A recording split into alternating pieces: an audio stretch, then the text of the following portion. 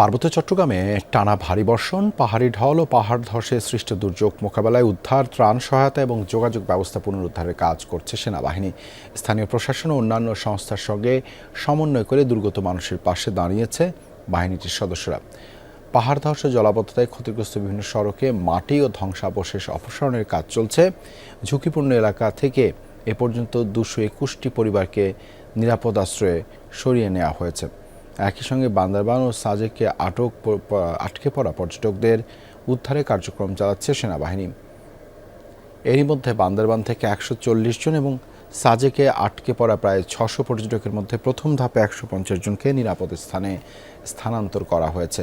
এছাড়া দুর্গত মানুষের মাঝে রান্না করা খাবার, শুকনো খাবার, বিশুদ্ধ পানি ও জরুরি ত্রাণ সামগ্রী বিতরণ অব্যাহত রয়েছে।